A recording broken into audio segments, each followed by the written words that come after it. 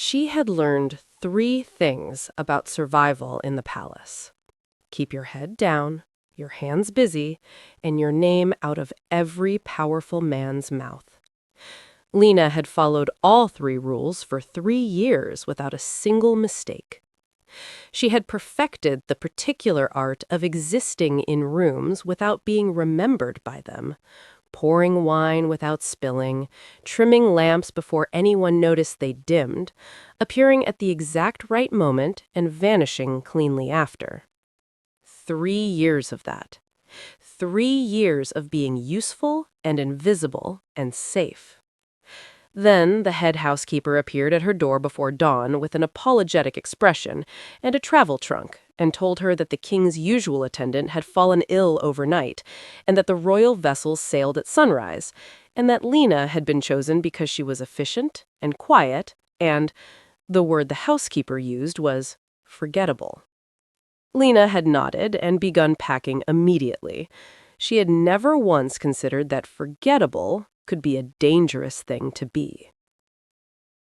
Dawn sat pale and cold over the royal docks when she arrived. The harbor smelled of salt and tar and the particular restless energy of a place that never fully slept. Vessels of every size groaned against their moorings in the gray morning swell, but only one commanded attention without trying. Sitting at the far end of the main pier, dark-holed and quietly enormous, its rigging catching the first thin light like wire strung between clouds. She heard its name from the harbor-master as she passed his post, spoken with the particular reverence men reserved for things that had outlasted their expectations. The Gray Promise. She looked at it for a long moment. It was not the largest ship in the harbor. It was simply the one that looked like it intended to come back. She picked up her trunk, squared her shoulders, and walked toward it. She told herself it was just a boat. 3 days. She had survived worse than a boat. Palace servants swarmed the gangplank with supply crates and correspondence chests, and Lena moved among them the way she always moved, efficiently, quietly, occupying exactly as much space as necessary and not a breath more. She was halfway up the gangplank when she saw him. King Rowan stood at the top, one hand braced on the rail, dark hair already pushed back by the harbor wind, speaking to his captain in the low, unhurried voice of a man who never needed to raise it to be heard. He was taller than she had expected, broader, the kind of physical presence that reorganized a space simply by entering it, the way a large stone dropped into still water reorganized everything around it, without effort or apology. She looked for exactly 1 second longer than was wise. He didn't look back. Good. She filed him under dangerous in the same mental category as bad weather and unlocked doors, and continued up the gangplank without breaking stride. She didn't know the ship's layout yet, but she had learned long ago that the fastest way to understand any new environment was to be useful in it immediately. She found the galley, introduced herself to the cook with the specific combination of deference and competence that opened doors in working spaces, and had the morning meal timed and laid before the captain finished his departure briefing. The crew noticed. Not with words, sailors rarely wasted words before noon, but with the particular shift in how they moved around her, making space instead of ignoring her, which was its own kind of acceptance. She noted the positions of every lamp, every rope locker, every stairwell. She noted which corridor led to the king's quarters and chose a route that avoided it entirely.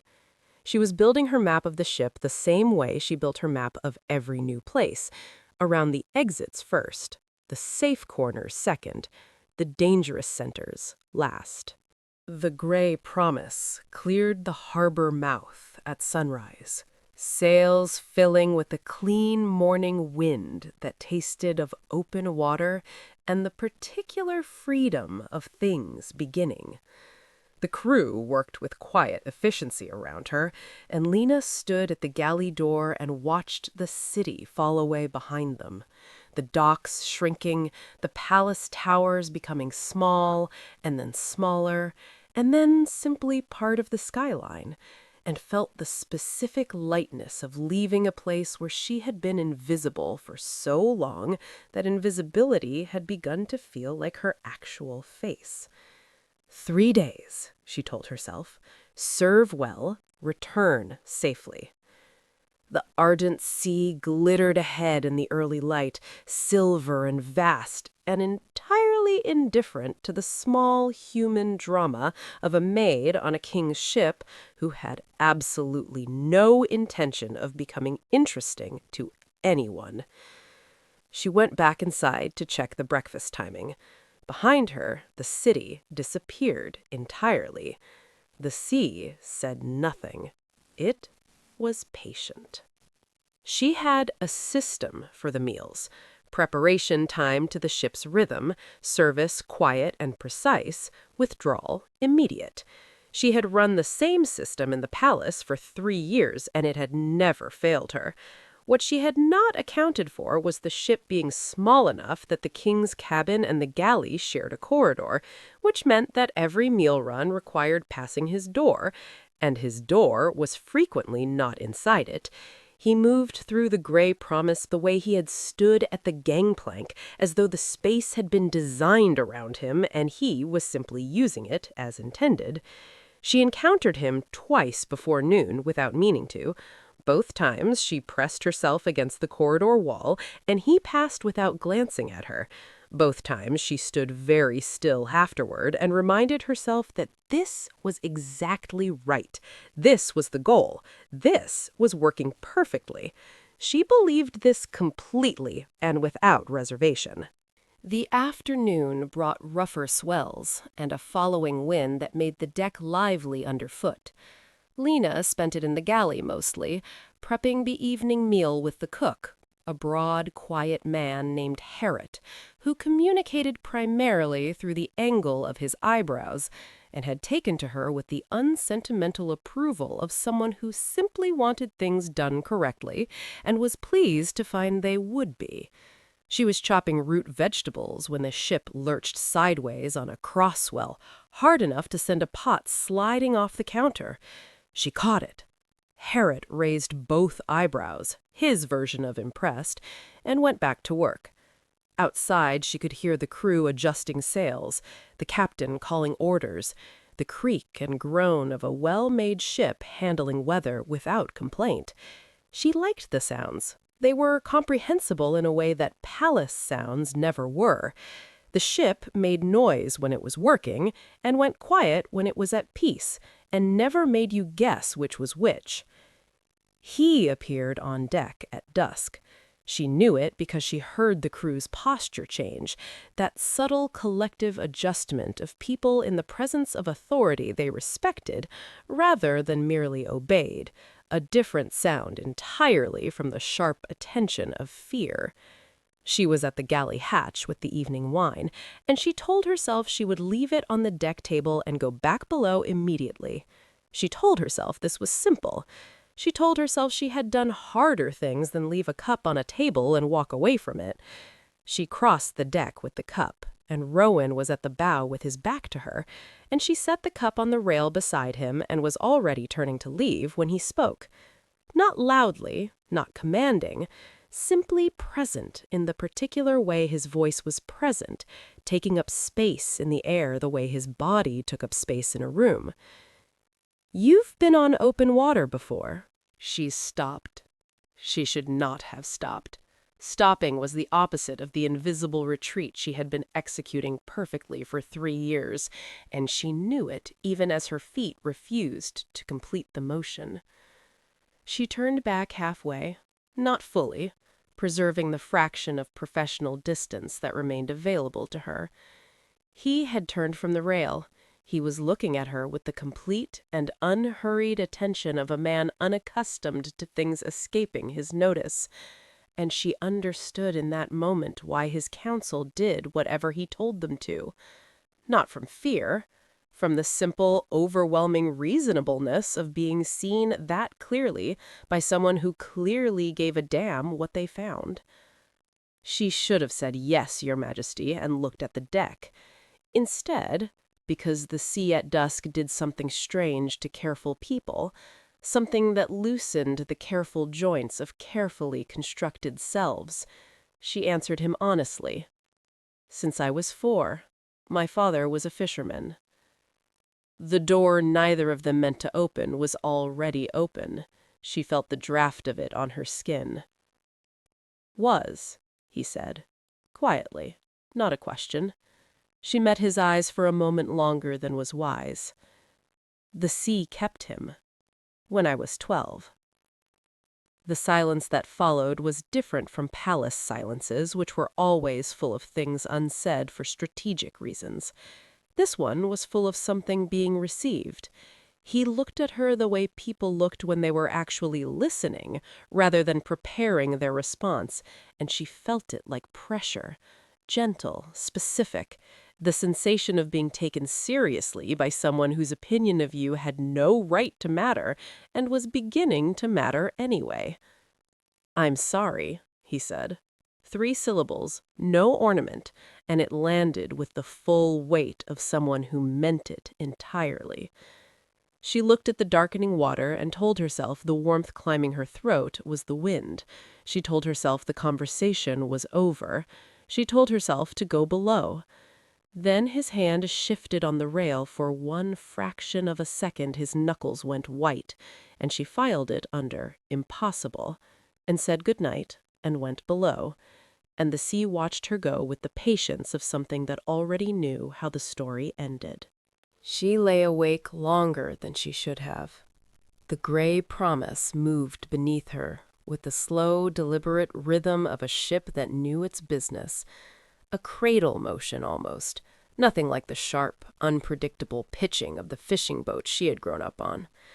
She stared at the low ceiling of the crew berth and replayed the conversation with the methodical thoroughness of someone looking for the exact moment it had gone wrong. She found it immediately. Since I was 4, she had volunteered that. He had not asked. She had simply offered it, the way you offered something to a person whose hands were already reaching. And that was the problem. That was precisely the thing she could not afford.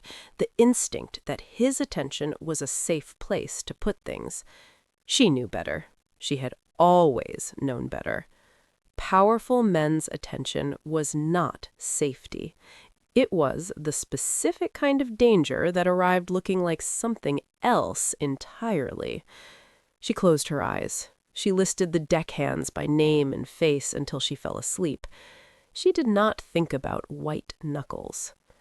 By the second morning, the crew had stopped treating her like furniture.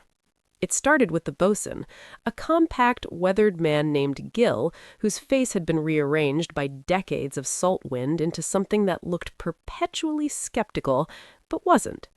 He handed her a rope end without explaining what it was, testing her, and her hands found the correct knot before he finished drawing breath to instruct her. She felt his approval, like a change in temperature. After that, it was small things. Someone moving aside to give her better footing on the pitching deck, someone else passing her a line without being asked, Herod leaving her the better knife without comment. She had not realized how much she had been bracing against the ordinary indifference of people who didn't know her, until people who didn't know her began, by small degrees, to know her anyway. She moved across the deck without grabbing for support and felt her body remember what it had been before the palace. Not smaller, not more careful, simply itself.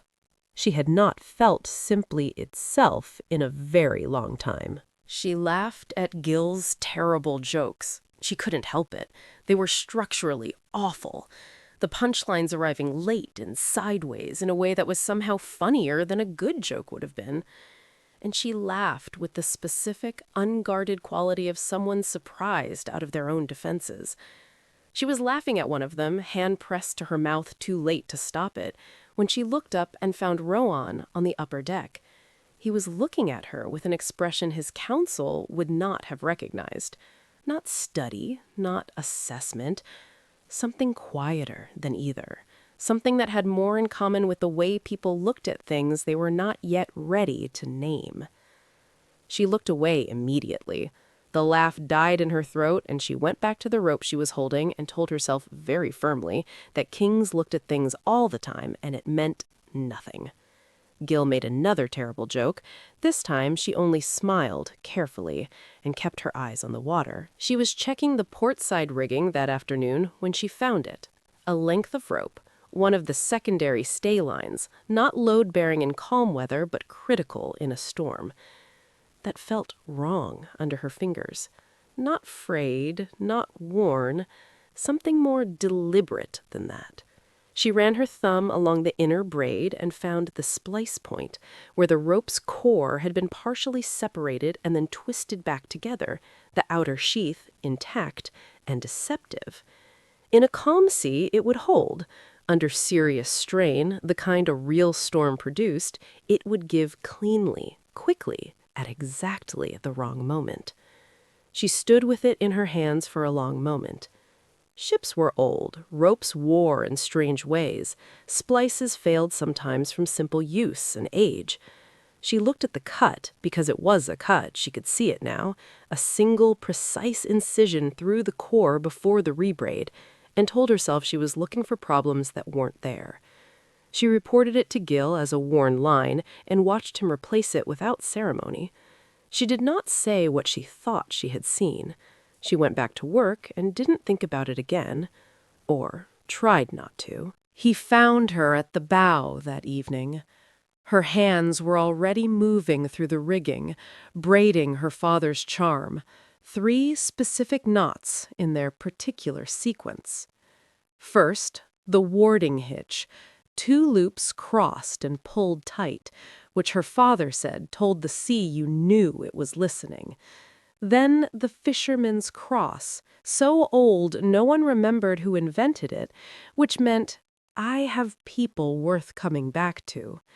Then the holdfast, triple locked, braided when you needed the weather to keep its word.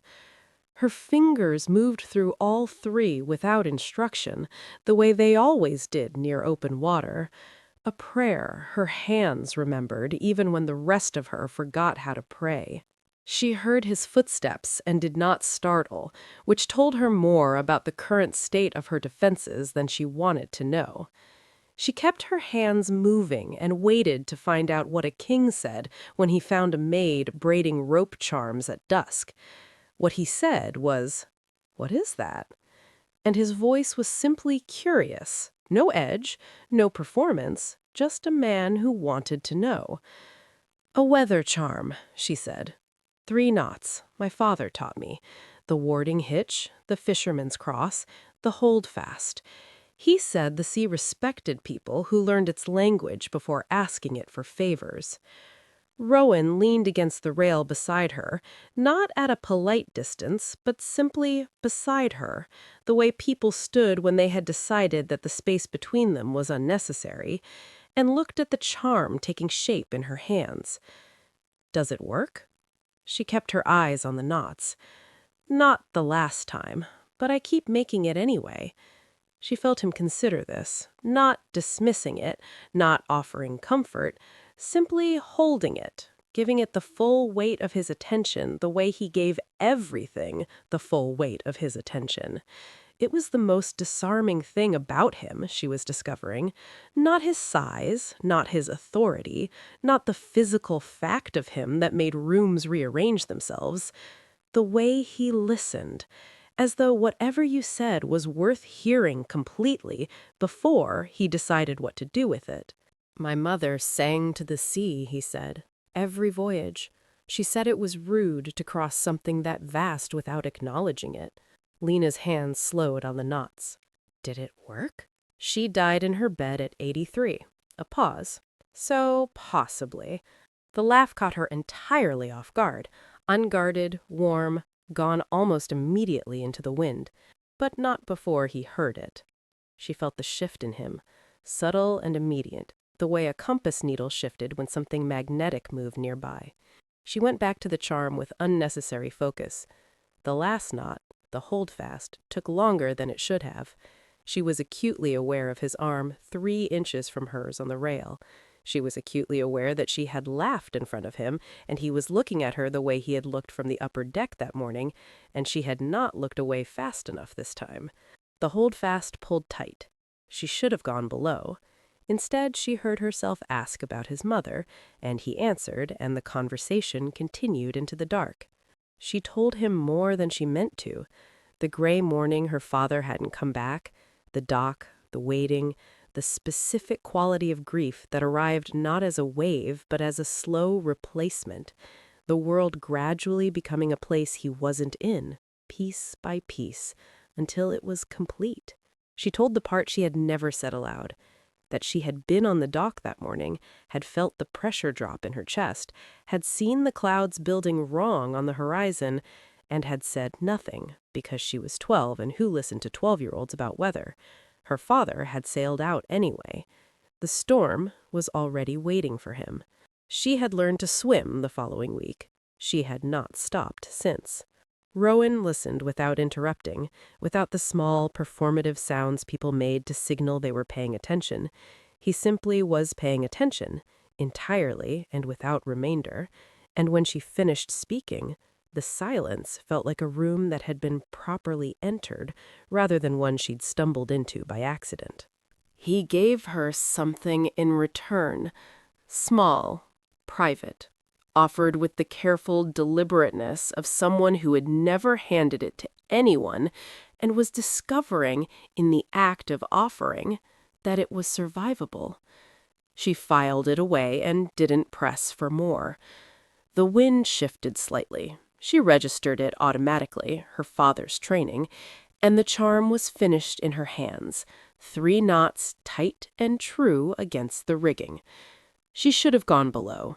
She was beginning to gather herself when the swell came, a crosswave, unexpected, sharper than the sea's recent mood had suggested. The deck tilted hard to port. Lena's hand shot out on pure instinct, found purchase on a nearest solid thing, which was Rowan's arm, warm and real and present, her fingers closing around his forearm with the automatic certainty of someone who had grown up grabbing for things on pitching boats. She caught herself. She did not let go fast enough. 2 full seconds, possibly 3, her hand on his arm, his eyes on her hand, the ship righting itself beneath them with a long, slow groan. She released him, stepped back, folded her hands with the precise, careful composure of someone had just accidentally demolished. "Apologies, Your Majesty," she said. Her voice was level. She was proud of it. He looked at her for a moment, not at her hands, not at the space she'd put between them, but at her face, with that same complete attention that refused to be managed or redirected. "Don't," he said simply. She blinked. "Don't apologize for having good instincts." She had no answer for that. None of her 3 years of careful palace training had prepared her for a king who told her not to apologize for touching him. She nodded once, the smallest acceptable acknowledgement, and this time she actually went below, quickly, cleanly, with the dignity of someone who had just been seen in a way they would spend the rest of the night thinking about. Behind her, she heard him turn back to the rail. She heard the pause. She heard the breath held too long. She kept walking. She lay in the dark and made her list. Maid, fisherman's daughter, 3 years without a mistake. She added new items with deliberate firmness. This is not your story. This is not your ship. In 2 days you will be back in the palace, and he will be bonded to Lady Isara, and you will be invisible again, and that is correct and good and exactly what you want. She believed most of it. The part she didn't believe was getting louder. She pressed her palms flat against the berth and focused on the sounds of the ship, the creak of the hull, the distant voice of the watch, the specific rhythm of the gray promise moving through dark water with the patience of something that had made this crossing many times and intended to make it many more. Somewhere above her, she was fairly certain, Rowan was still standing at the rail. She was fairly certain she knew what his hands looked like on it right now. She closed her eyes and thought about weather instead. The wind was still wrong. She had reported the rope. She had done what she could. The navigator announced it at breakfast with the cheerful satisfaction of a man delivering only good news. Ahead of schedule. Velmore by the 4th morning. Favorable winds, clean seas, the voyage proceeding exactly as intended. The crew cheered. Rowan's advisors exchanged satisfied nods over their cups. Someone poured wine at an hour that didn't warrant it. Lena stood at the galley door and smiled at the correct moment and felt something very quiet break inside her chest, clean and precise as a rope splice. The kind of break you didn't feel until the pressure came. She had known this, she reminded herself. She had always known this. Velmore was the destination. Lady Isara was the destination.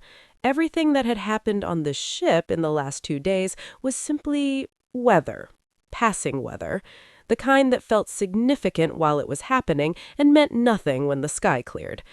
She went back into the galley and began preparing the breakfast service with the efficiency of someone who had somewhere specific to be and intended to get there. The morning passed in work, which helped. Work had always helped. She moved through the Gray Promises routines with focused precision. Meals, lamps, supplies, the dozen small attentions that kept a voyage running smoothly.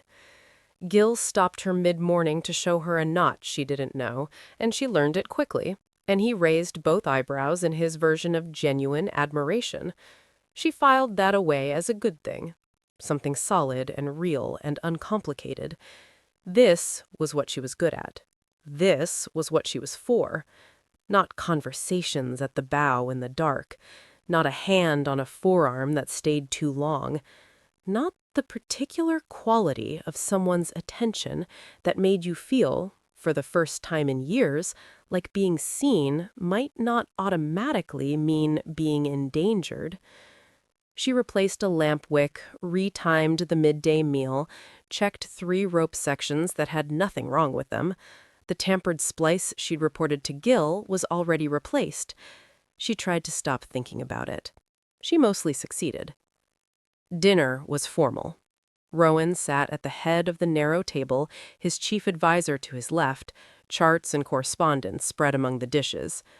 The cabin was small enough that there was no comfortable distance between the table and the wall where Lena positioned herself. She could hear every word clearly, which she did not particularly want. The advisor's voice was pleasant and thoroughly prepared. Lady Isara's bloodline, the political weight of the alliance, the presentation ceremony in Velmore's Great Hall, its specific choreography, its symbolic significance, its expected effect on the regional pack structure. Lena poured wine, replaced bread, refilled without being asked. She performed her invisibility with the concentrated precision of someone who needed it to work more than usual, which was precisely when it was hardest to maintain. "She is everything the pack requires," the advisor said, with the satisfied tone of a man reading from a list he had compiled himself and was proud of. "Strong lineage, excellent temperament. The ceremony should proceed without complication." Lena reached across to refill Rowan's wine. His hand was on the table, very still, and she did not look at it. She did not look at his face either. She looked at the wine level in the cup with the absolute focus of someone making that the most important thing in the room, which was a skill she had spent 3 years perfecting and which was failing her comprehensively right now. She withdrew to the wall. The advisor continued. The words bond, timeline, formal presentation arrived in her ears with the flat quality of things being said in a language she understood perfectly and wished she didn't. She held her hands loose at her sides. She kept her face neutral. She waited for the dinner to end. It ended. She withdrew cleanly, door clicking behind her, and stood on the dark deck with the cold wind against her face and told herself this was fine. This had always been fine. She knew the destination before she boarded. She had known it with every cup of wine and every lamp trimmed and every conversation at the bow that she had allowed to go on longer than it should have. She sat against the hull and rebuilt her list. Maid, fisherman's daughter, capable hands, forgettable name, pressing each item into place with deliberate care. She was halfway through when the cabin door opened. She didn't have to look up to know. She knew his footsteps now. That was its own kind of disaster. Rowan crossed the deck without a word and sat beside her. Not nearby, not at polite distance, but beside her, close enough that his arm pressed warm against hers, as though the chair at the head of the table had always been a temporary position, and this was simply where he had been going to end up. He didn't speak. Neither did she. The stars moved overhead in their slow, indifferent arcs. The gray promise breathed beneath them. The wind carried the smell of something building on the northwest horizon. The specific cold that Lena's body recognized before her mind did. The kind that came before weather that had made a decision. She registered it and set it aside. Above her, the sky was still half clear, half threatening, the stars visible through gaps between cloud banks that were moving faster than they had been an hour ago. She should say something about the weather. She should go find the captain. She did neither of these things. She sat with Rowan's arm warm against hers in the dark, and the list she had been rebuilding dissolved completely and refused to be reassembled. And she was aware, with the specific clarity of someone who had just stopped lying to themselves, that she was in a great deal of trouble. When he finally rose to go back inside, he paused at the door, half turned. The lantern light caught the sharp line of his jaw and something in his expression that had no business existing on the face of a king sailing toward his Luna. He said her name. Just her name.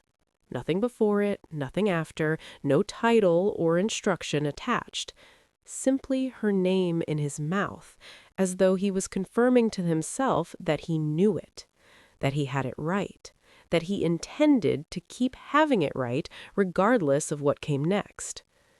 Then he was gone. The door clicked shut. Lena sat with her hands in her lap and her pulse in her throat, and told herself very firmly it meant nothing. A man could say a name. That was simply language. It had no weight beyond the sound. She had never been a convincing liar. Not once in her life. Above her, the wind shifted, sharper, coming hard from the northwest now, carrying real cold and the smell of something that was no longer building. Something that had built. Something that had been waiting for the right moment and had selected this one. She stood. She looked at the sky. She went to find the captain. She found him at the helm, already watching the northwest horizon with an expression that confirmed what she had felt in her bones. She told him what she saw, the pressure drop, the cloud movement, the specific way the swells had changed their rhythm in the last hour. He was a good captain. He listened to her the way Gil had listened when she found the rope, without condescension, without the performance of taking her seriously, simply actually taking her seriously. And then he began issuing orders with the quiet efficiency of a man who had made this calculation before and knew exactly how much time he had and how to use it.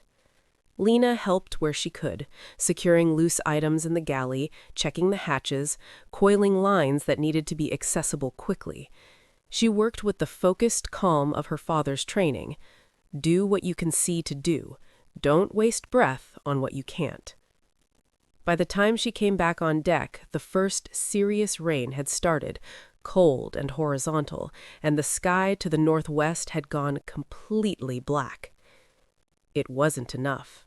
The storm moved the way the worst ones always did, not building gradually, giving you time to prepare and pray, but arriving all at once, like something that had been crouching just below the horizon, waiting for the precise moment of maximum impact.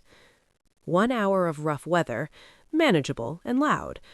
Then the sky simply ceased to exist. There was no sky after midnight.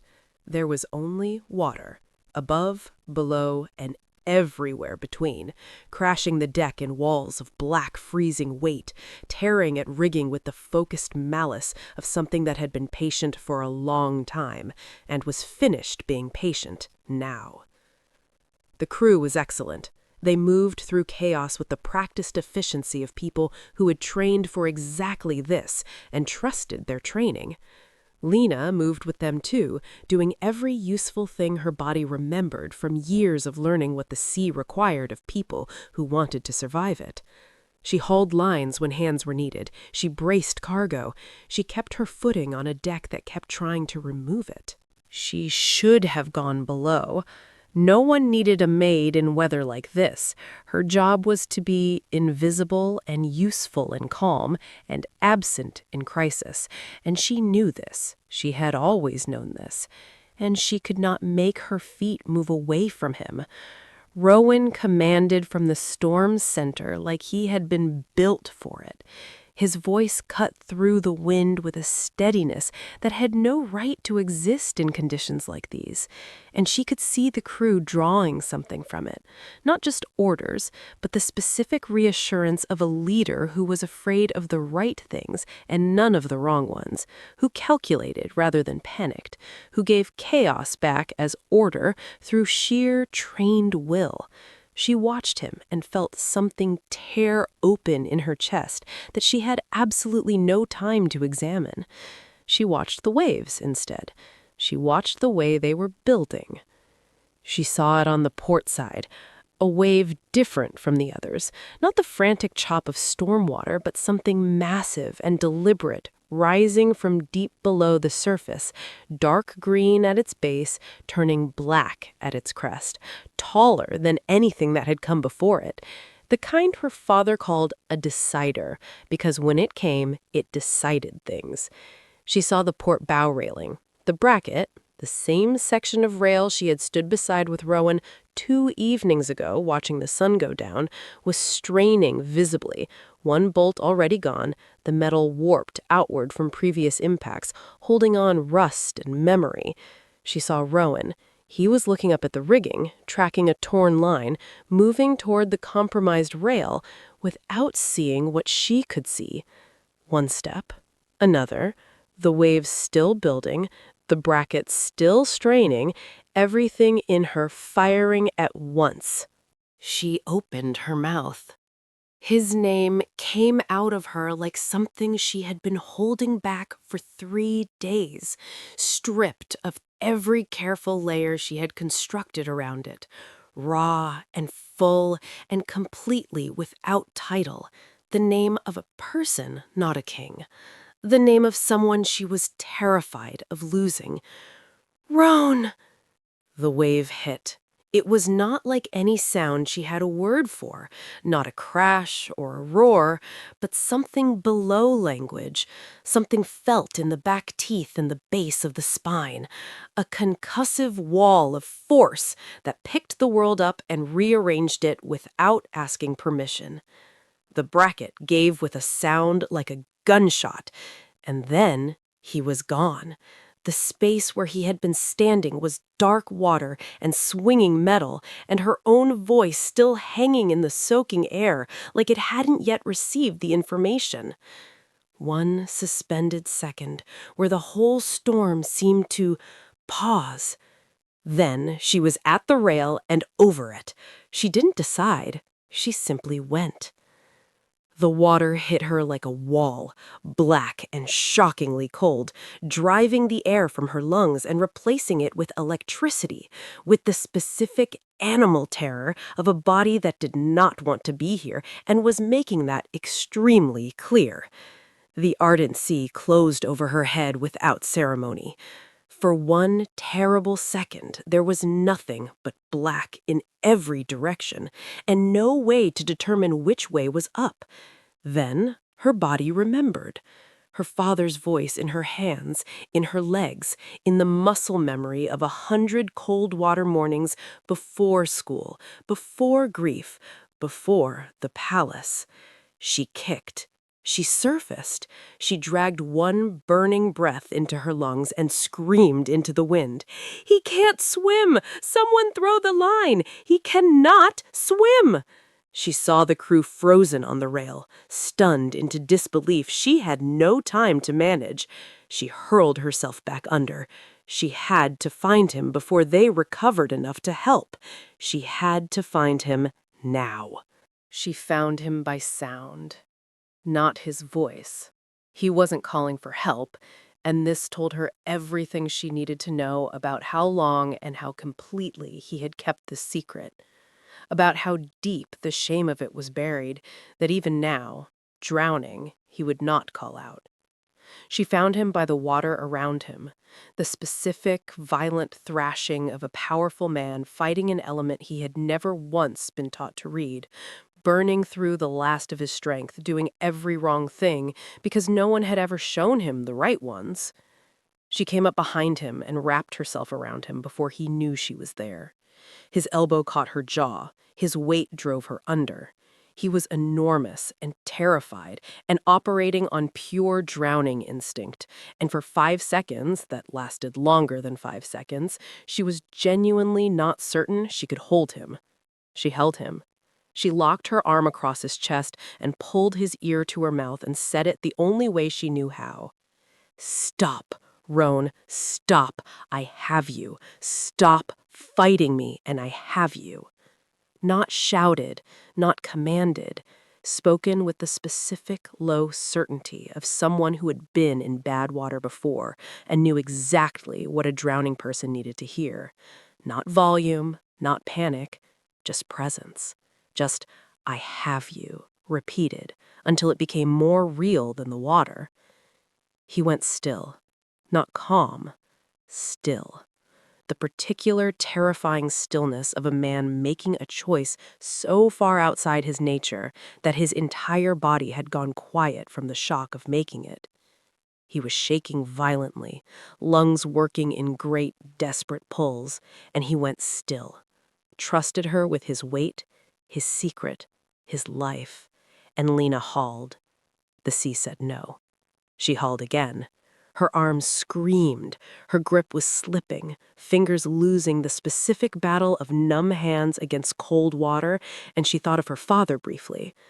Thought of him the way you thought of someone when you were in the place that took them, and used the grief of it like fuel. One more. Everything she had. The rope caught them. Hands seized her arms, her coat, her hair, rough and desperate and blessedly real. The rescue boat lurched beneath sudden weight. Someone was shouting. Someone else was making a sound she recognized as the involuntary noise of extreme relief. She was pulled over the side and landed face down on wet boards and lay there, breathing in the particular way of someone who had just negotiated with the sea and returned with slightly less than they went in with.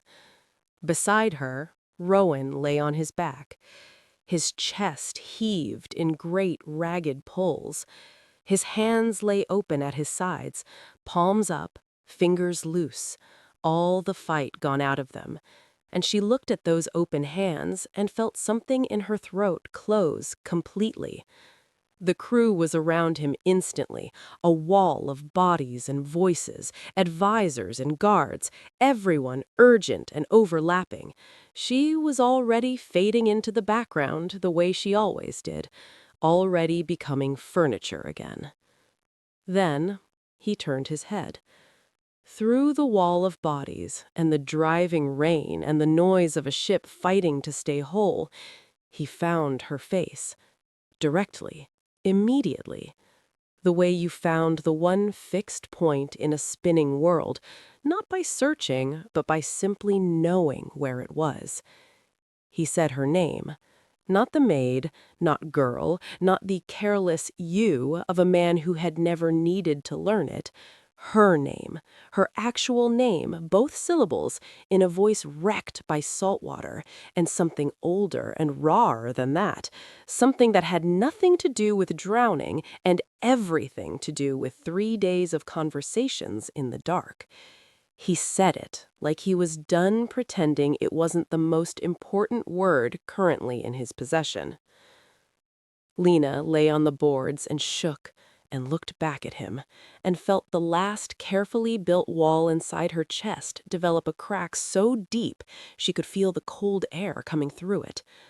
Above them, the storm still raged. Beneath her, through the hull, something groaned, low, structural, and wrong. She pushed herself upright. The rescue boat's port side was sitting too low. She looked over the gunwale and felt her blood go cold for a reason that had nothing to do with the temperature of the water. They were taking on water, slowly, deliberately, through a seam that should have been sound. She looked at it for one long moment. She thought about the rope, the clean splice, the single precise incision through the core before the rebraid. She thought about the fact that the tampered stay line would have failed in this storm, would have failed at exactly the right moment, in exactly the right conditions, if Gil hadn't replaced it. She thought about a deckhand she had never seen before, boarding in the last hour before departure. She thought about Velmore, about who was waiting there, about what it meant that someone had wanted this ship not to arrive. She said none of this. She picked up a bucket and started bailing, and she kept bailing until the rescue crew got them back to the Gray Promise and the long work of making for the nearest cove began.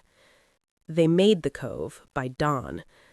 Lena knew it before she opened her eyes. The quality of the silence told her, the way water changed its voice when land curved around it on 3 sides. She had grown up in sounds like that. She had also grown up knowing that when a storm drove you into a cove, you were grateful, and you did not spend too long thinking about what would have happened if you hadn't found one. She was thinking about it anyway. The Gray Promise sat at anchor with the particular exhausted stillness of a ship that had done everything it was asked to do and needed a moment before being asked again. The crew was quiet with the specific quiet of people who had been frightened and come through it and were not yet ready to speak about it. Lena sat on the deck with her back against the mast and her bandaged hands in her lap and watched the cove's still water and tried to decide what she knew and what she was only afraid of. The healer worked on her hands without commentary. The rope burns were deep, the kind that would scar if she didn't keep them clean. She stared at the bandaging and thought about her father's palms, which had looked like this every day of his working life, and tried not to think about anything else. The cabin emptied around her, one person at a time, with a discretion that felt deliberate.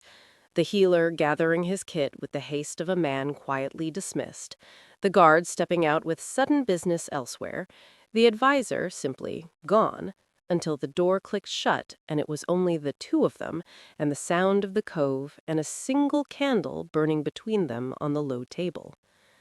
Rowan sat across from her. He didn't speak immediately. The candle burned. She waited for him to be a king again, to reassemble the authority and distance that a man in his position kept around him like armor. He burned down a full inch of candle.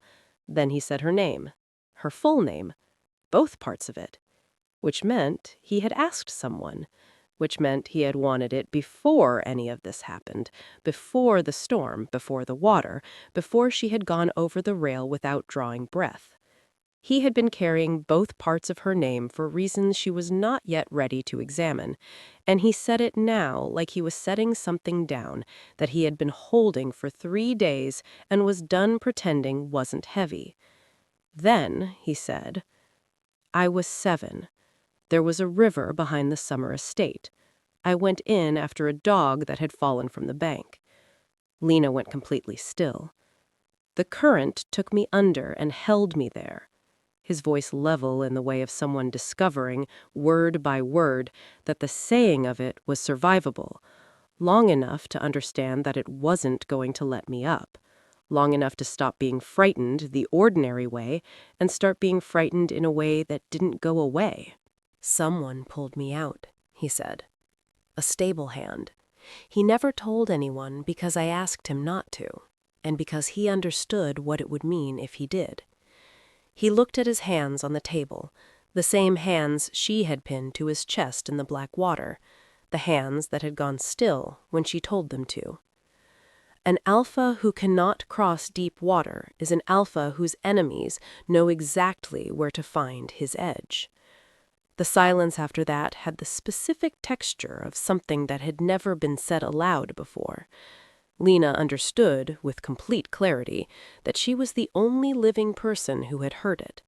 The stable hand was long dead. She knew that without asking. She looked at his hands for a long moment. Then she said, "I saw the clouds that morning, the morning my father sailed out." Rowan looked up. "I was on the dock. I felt the pressure drop. I knew what it meant, I had known since I was small, and I said nothing, because I was 12, and who listened to 12-year-olds about weather?" "He sailed out anyway," she said. "The storm was already waiting for him." She kept her voice level. She had practiced level for years. "I learned to swim the following week." The silence that followed was the silence of two people recognizing something in each other that they had not expected to find. Not similarity exactly, but the particular shape of a wound carried alone for so long it had become structural, load-bearing, part of the architecture of who they were. He didn't offer comfort. He didn't try to reframe it or improve it. He simply received it, completely, without flinching, and said, "It makes complete sense." 4 words, no ornament. She felt something crack open behind her sternum that had been sealed for a very long time. They talked after that the way people talked when the walls had already come down and rebuilding them would cost more than either of them had left. Honestly, without performance, giving things to each other in the dark that had no business being given and were given anyway. The candle burned down, and neither of them moved to light another. The dark between them was not uncomfortable. It was the specific dark of two people who had seen each other at the absolute bottom of things. Not the polished surfaces they showed the world, but the actual underneath. The part that fear and grief and years of carrying things alone had made, and had not looked away. Neither of them said Velmore, neither of them said Isara. The silence that replaced the words was the most honest thing that had existed on the Grey Promise since it left the harbor. Outside, the cove held them gently, the water still and patient. Lena sat with her bandaged hands in her lap and felt, for a first time in a very long time, like the weight she had been carrying had been set down somewhere. Not discarded, not erased, simply shared. The way a heavy thing became manageable when 2 people lifted it instead of 1. She was not sure what to do with that feeling. She was not sure she needed to do anything with it yet. Then a voice. From the deck above, sharp and urgent and wrong in the specific way voices were wrong when something had gone badly unexpected. "My lord, we have a problem!" Rowan was on his feet before the sentence finished. He looked at her once, the same direct, complete look she had come to recognize as his version of saying something he didn't have words for yet, and went up. 30 seconds later, she heard the first raised voice. Then boots running on the deck in the pattern of people repositioning urgently, not chaotically, but with the focused speed of a situation being contained rather than panicked over. She sat for exactly 5 more seconds. Then she followed. What she found on deck stopped her in the hatchway. One of the deckhands, young, frightened in the way of someone who had done something irrevocable and was only now understanding its full weight, on his knees on the wet boards, the boatswain Gil standing over him. In Gil's hand, a small glass vial, empty, still faintly iridescent. "Found him at the hull seam," Gil said, his voice stripped to the flat precision of a man delivering facts and keeping his feelings about them for later. "Port side, same seam that gave in the storm." Lena looked at the deckhand. She had catalogued every face on the Grey Promise in the first hour of the voyage, had done it automatically, the way she catalogued every room she entered, exits first. This face she had placed as a last-minute addition, boarded in the final hour before departure. She had noted him, and filed him, and not thought about him again, because there was always last-minute crew, and it meant nothing. She thought about the rope now, the clean splice, the precise incision, the seam that had given during the storm, given in a way that a really severe storm might explain, that a tampered seam would explain better. She thought about the rescue boat taking on water through a hull seam that should have held. "Who sent you?" Rowan said. Not a question. His voice was completely level, the specific level of a man who had put everything dangerous somewhere very controlled, and was speaking from the surface of himself only. The deckhand looked at the water, then at Rowan. The calculation crossed his face plainly. Which outcome was more survivable, the truth or the silence? And fear won over loyalty in the end, the way it usually did. "Lady Isara's house. The dockmaster. I was paid before we sailed." Silence on the deck. Lena watched Rowan's face and saw nothing move in it. No surprise, which surprised her, which told her he had already begun to suspect this before the deckhand said it, perhaps before they reached the cove, perhaps before the storm. "Secure him below," Rowan said quietly. The guards moved. Rowan turned to Gil. "We sail at first light." He said it with the complete steadiness of a man who had decided what he was sailing toward and was no longer uncertain about any part of it. He crossed to her then, not quickly, deliberately, with the same unhurried certainty he had used to cross the deck with the evening wine on the first night of the voyage, as though this was simply where he had been going. He stopped in front of her and looked at her face in the gray cove light, and what she saw in his expression was not fury or cold calculation, though both were present underneath. What she saw on the surface was something simpler and more alarming. A man who had just been reminded, with great force, exactly what he stood to lose, and exactly how little he had done to prevent it. "The rope," she said. "The stay line I reported to Gil. It had been cut." "I know," he said. "Gil told me this morning." A pause. "I should have acted on it immediately." She shook her head. "You didn't know what it meant yet." "I know now." The look he gave her said the rest, that knowing now, here, in this cove, after the water, changed everything about what came next. She didn't sleep much before first light. She lay in the crew berth and listened to the Grey Promise settling at anchor and let her mind do the thing it needed to do. Run the sequence, find the logic, follow the thread. The rope, the hull seam, the deckhand hired in the last hour before departure, a dockmaster who had paid for it and served a house that was waiting in Velmore for a king who was supposed to arrive already damaged, already destabilized, already robbed of whatever had happened on the voyage between departure and arrival. What had happened between departure and arrival was herself, she thought. That was the irony. Whatever someone in Velmore had tried to prevent by sending a saboteur aboard was something they could not have predicted, because no one could have predicted that the king's last-minute maid replacement would know how to read a splice, or how to read a storm, or how to pull a drowning man out of black water in the dark. Some things, she supposed, couldn't be planned around. She pressed her father's charm between her fingers until she fell asleep. They sailed at first light. Lena stood at the bow as the gray promise left the cove, watching the open water receive them again, flat now, the storm entirely gone, the sea wearing the specific, innocent expression of something that had been very recently catastrophic and had moved on. The sky was clear. The wind was clean and direct, in the way it was sometimes helpful after doing something terrible, as though making amends. She thought about Velmore ahead of them. She thought about a reception hall and a woman in silver and 40 witnesses, and her list. Maid, fisherman's daughter, capable hands, forgettable name. She tried to rebuild the list.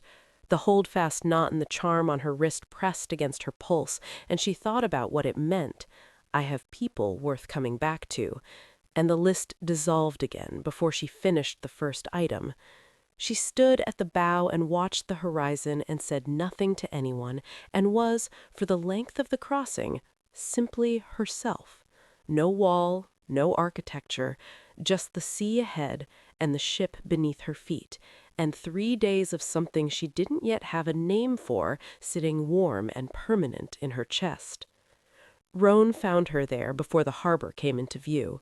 He stood beside her at the bow, the same position they had taken on the first evening of the voyage, when she had answered him honestly and felt the door open, and for a while neither of them spoke. The silence between them was not the careful silence of two people managing their distance.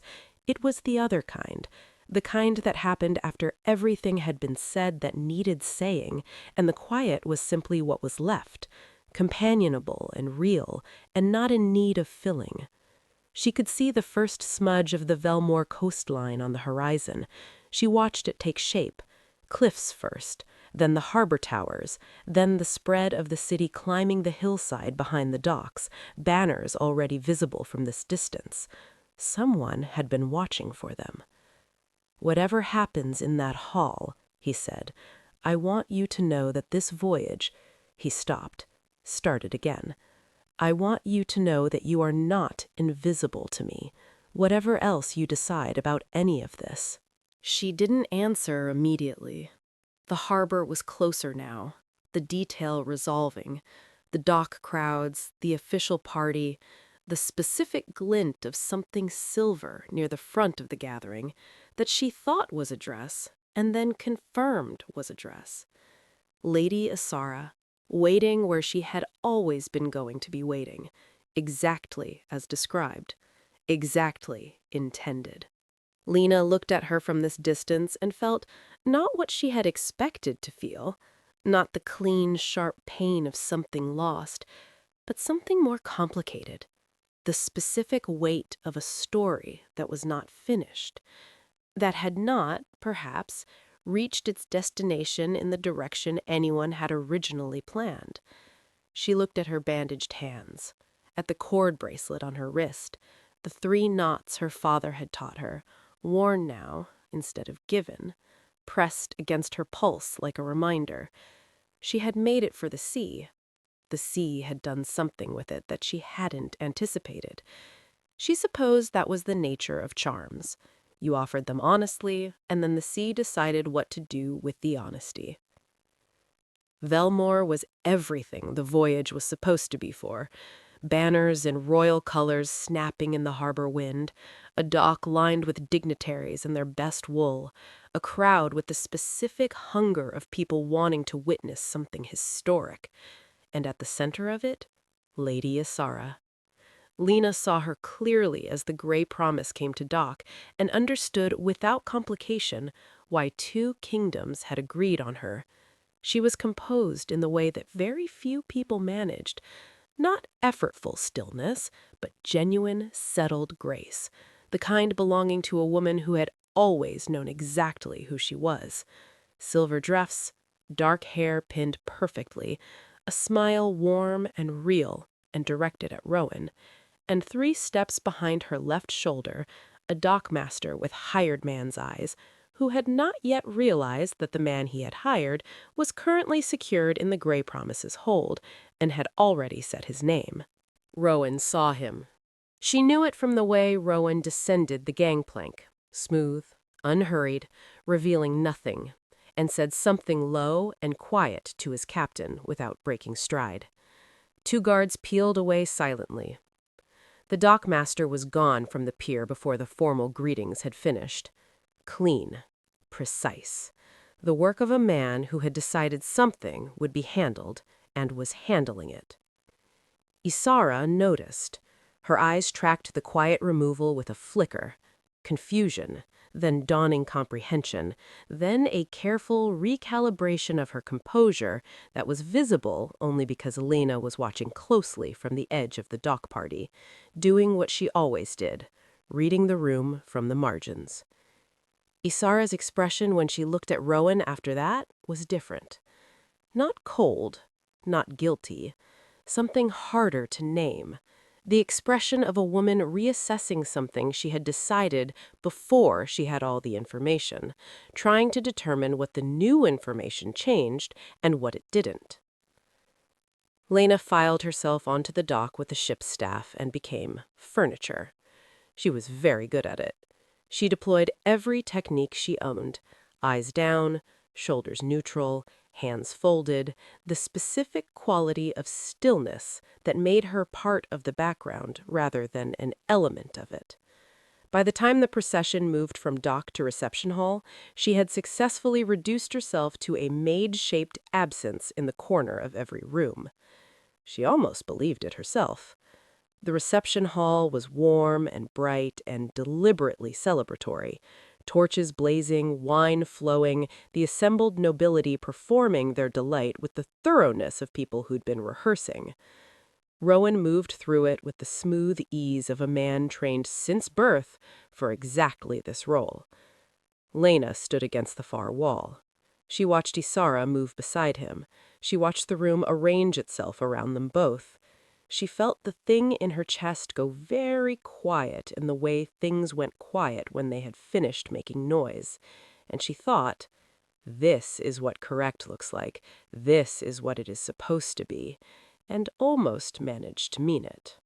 On her wrist, beneath her cuff, the 3 knotted cords pressed against her skin, the warding hitch, the fisherman's cross, the hold fast. She had braided them around her wrist in the gray pre-dawn of the cove, using cord the boatswain Gil had pressed into her bandaged hands without a word, his weathered face saying everything he didn't. She could feel them now against her pulse. 3 small knots, her father's language, a prayer worn instead of given for the first time in her life. I know you're listening. I have people worth coming back to. Keep your word. She pressed her wrist against her side and watched Rowan receive a toast from Velmore's harbor lord with the correct gracious words and the correct slight inclination of his head and the expression of a man performing a role he knew perfectly and was somewhere else entirely. She thought she was the only one who could see it. She was not the only one who could see it. The room shifted. She felt it before she saw it, the same way she felt the storm, the same pressure change, the same instinctive reading of inevitability before it arrived. She looked up before she meant to and found him already still. Rowan had stopped moving. He stood in the center of the hall with a goblet in his hand and Lady Isara at his side, and 40 witnesses between them, and he was looking directly at Liana with the same complete and unhurried attention he had given her on the first evening of the voyage, the door that had never closed. She shook her head, small, desperate, a private motion that said don't and not here, and there are 40 people watching. He handed his goblet to the nearest attendant and crossed the marble floor.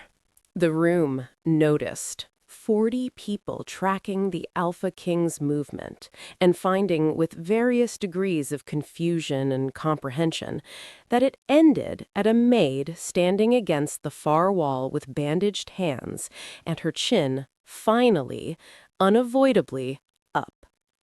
He stopped in front of her. The hall held its breath. He looked at her face and said, quietly, for her alone, as though the witnesses had ceased to matter, as though the banners and the torches and the centuries of protocol had always been optional. You went into the sea for me. You pulled me out of the dark with your bare hands. You don't get to stand against a wall and be nobody. His voice dropped to the register she had first heard on the deck of the Grey Promise. Not in front of me. Not anymore. Not ever again. Lena's throat closed completely. She had no answer. She had spent 3 years preparing for every possible version of being seen, and had somehow failed to prepare for this one, for being seen by someone who had also, in the water and the dark, let himself be seen back. Footsteps. Measured and deliberate. Isara crossed to them with the specific grace of a woman who had made a decision and was honoring it completely, without hedging. Up close, she was even more composed than distance had suggested. Not performance, Lena now understood, simply the grain of who she was. She looked at Lena's face. She looked at Rowan's.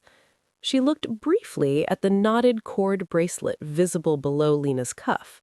3 small knots, worn, not braided, pressed against a pulse, and something in her expression shifted. Understanding, perhaps, or recognition. The expression of a woman reading what a room was actually saying beneath what it was performing, and finding that the truth of it, while painful, was also comprehensible. She reached out and took Lena's bandaged hand in both of hers, held it, deliberately, the full weight of acknowledgement in the gesture, not absolution, not performance, but one woman recognizing another in a difficult place in choosing against every convenient alternative to be honest about what she saw. She looked at Rowan. Her eyes held something that might have been sadness, might have been relief, might have been both at once in the way that real emotions rarely arrived as only one thing. She already is, Isara said simply. The sea decided before any of us thought to. She set Lena's hand down with care. She straightened. The cost of it was visible, real and human and not concealed, because she was not the kind of woman who concealed her costs. And then she turned and walked away with her head perfectly level and her dignity entirely intact. The alliance dissolved behind her like morning fog, clean, final, chosen. No one in the hall said a word. The silence lasted long enough to become something, not awkward, not shocked, but the specific silence of a room that has just witnessed something it will discuss for years, and is taking a moment to understand what it saw. Rowan looked at Lena in the ringing quiet. The corner of his mouth moved, not a king's smile, something smaller and entirely private. "Still deciding?" he said. Lena looked at him, at this impossible, infuriating man who had said her name in the dark like it was the only word he currently trusted, who had gone still in black water because she told him to, who had crossed a marble floor in front of 40 witnesses because apparently that was simply where he had been going to end up. She thought about the list.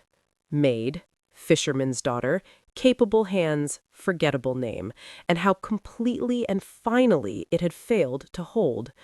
She thought about the holdfast knot against her pulse.